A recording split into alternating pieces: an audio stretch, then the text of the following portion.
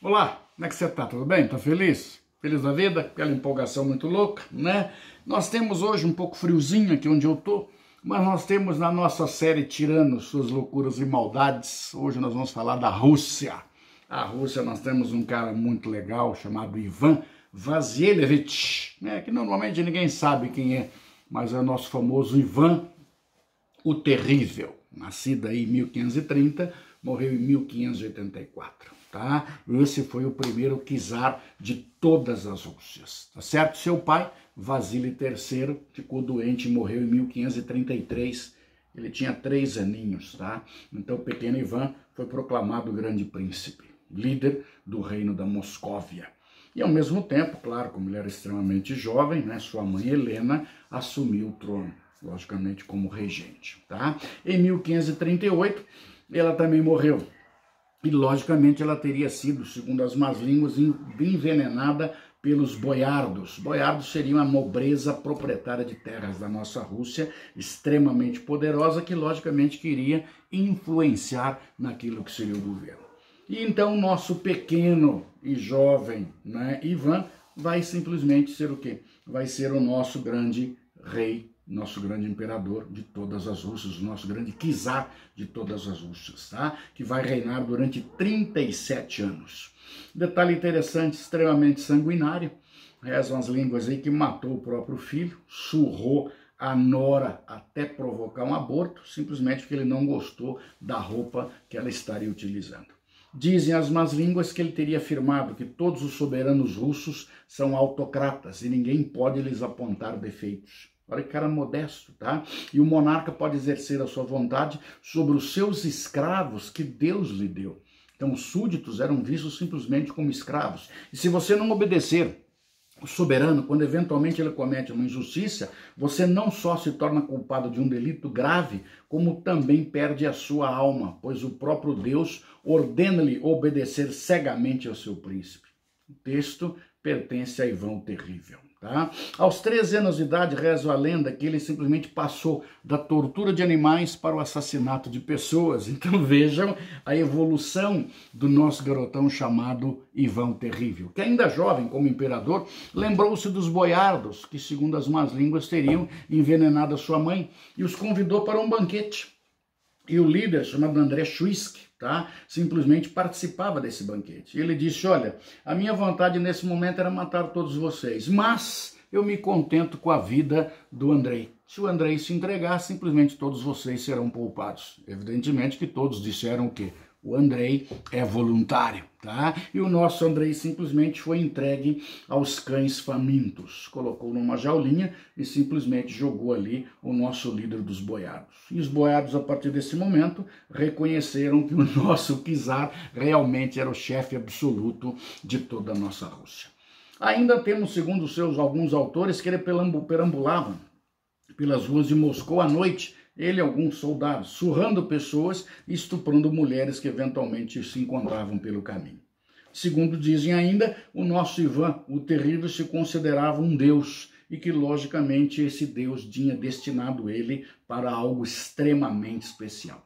Mandou montar a sua genealogia, ou seja, fez a sua própria árvore genealógica, que o colocou como descendente direto do imperador romano chamado Augusto. Você vai dizer, meu, o cara era meio fora da casinha, mais ou menos, tá? Casou-se pela primeira vez com Anastácia Romanovna, numa tradicional cerimônia na Rússia chamada Smotrine, tá? Onde a cerimônia consistia que as princesas e as filhas de nobres, todas elas virgens, eram apresentadas aquilo que seria o nosso czar. E ele escolheu então a nossa Anastácia, onde dizem simplesmente que ele passou a amá-la loucamente. Dizem até que ele passou nesse momento a ter alguém a quem ele pudesse amar. E ele a chamava carinhosamente de Bezerrinha, um troço um tanto quanto estranho, tá? Mas casaram-se em fevereiro de 1547. O porquê que ele chamava ela de Bezerrinha? De Bezerrinha, eu não sei, tá? Mas era, segundo as más línguas, um tratamento carinhoso, tá? Teriam vivido felizes por 13 anos. Anastácia teve 6 filhos, 2 dos quais sobreviveram. Detalhe interessante que nós temos ainda, olha só, em 1547 a cidade de Moscou foi consumida por um incêndio. Ele simplesmente dizia que aquilo teria sido um casamento, teria sido simplesmente um castigo divino. Então, ele resolveu fazer uma penitência pública. Olha que coisa linda, tá? E nessa penitência ele se cobriu de joias, se cobriu de ouro, prostrou-se de joelhos na praça, pedindo perdão a Deus pelo comportamento abusivo dos boiardos. Quer dizer, a culpa era dos boiardos, tá? E simplesmente ele colocou-se como protetor dos povos. E como ele disse que os boiardos eram os culpados, logicamente, os boiardos passam a ser perseguidos. Uma das famílias mais poderosas de boiardos da época era a família Glinsky, que simplesmente fugiu da Rússia. Tá? Em 7 de agosto de 1569, a sua amada Anastácia morreu. E ele, então, em penitência, caminhou descalço atrás do caixão. O Ivan, então, declarou que naquele momento Deus havia sido cruel com ele e, ao mesmo tempo, Deus foi irracional. Portanto, ele disse abertamente que Deus o ofendeu. E a partir desse momento, portanto, ele também poderia ofender a Deus. Olha só, em 1561 casou-se então com Maria Tenrikovna, tá? Que morreu em 69.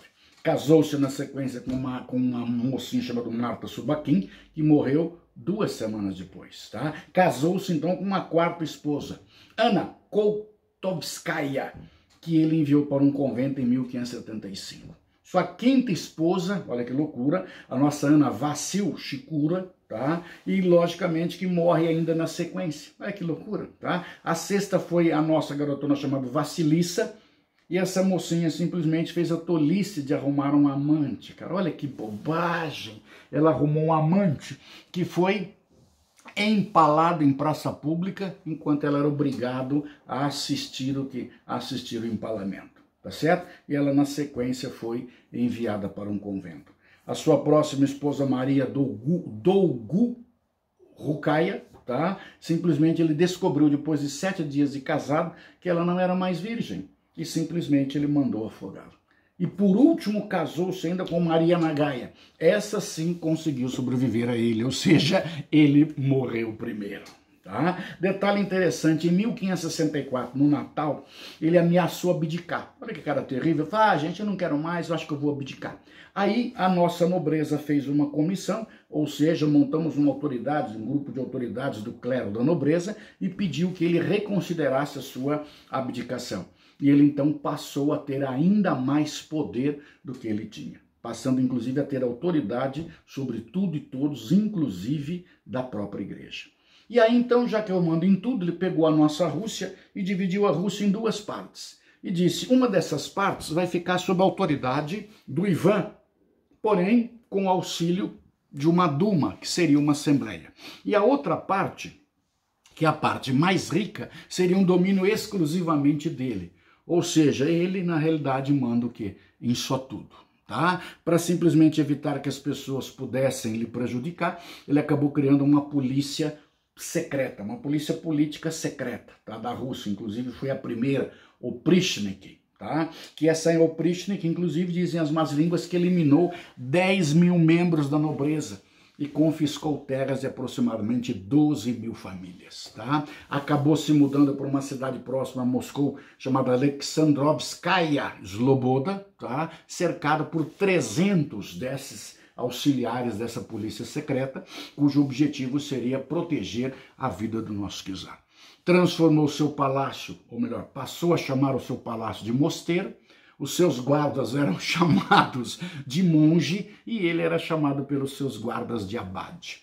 E detalhe interessante, ele e alguns guardas normalmente a cada 2, 3 semanas visitavam as masmorras para que nós pudéssemos fazer sessões de torturas e execuções. Tranquilo? Detalhe interessante ainda, os seus prisioneiros eram obrigados a correr nus pelo palácio, pelo pátio do palácio, perseguindo galinhas. Uma coisa que eu sempre acho interessante é porque que normalmente eles colocam as pessoas correndo pelado, né? Se você observar, todos os nossos ditadores aí, quando tem mania de fazer alguma coisa, bota todo mundo pelado. Mas ele colocava os caras pelados perseguindo galinhas, enquanto ele simplesmente atirava com flechas naquilo que seria o quê? Naquilo que seriam os seus opositores, os seus condenados ou as suas vítimas, tá? O seu tesoureiro, chamado Nikita Funikov, foi condenado a ser fervido num caldeirão. Motivo, simplesmente foi acusado de roubo. E quando ele percebeu que estava sofrendo uma forte oposição, acredite ou não, ele pediu asilo político. Ele pediu asilo político para Elizabeth I da Inglaterra, a nossa rainha virgem. Ele virou para Elizabeth I e falou: você podia me deixar escondido aí. A bem da verdade, você que é a rainha virgem, você não quer casar comigo? A Elizabeth I disse o quê? Acho que não, né, cara? Mas ele chegou a fazer proposta de casamento para aquilo que seria a nossa Elizabeth I. Tá? Detalhe interessante, em dezembro de 1569 ele resolveu invadir a cidade de Novgorod, alegando que a cidade não estava obedecendo às suas ordens. No caminho passou por uma cidade chamada Klin e simplesmente massacrou todos os seus habitantes. No entanto, passou 5 dias num convento, melhor, num mosteiro, pedindo perdão a Deus pelas pessoas que morreram, não pelas atrocidades que ele cometeu, mas as pessoas é que teriam cometido pecado em desobedecê-lo.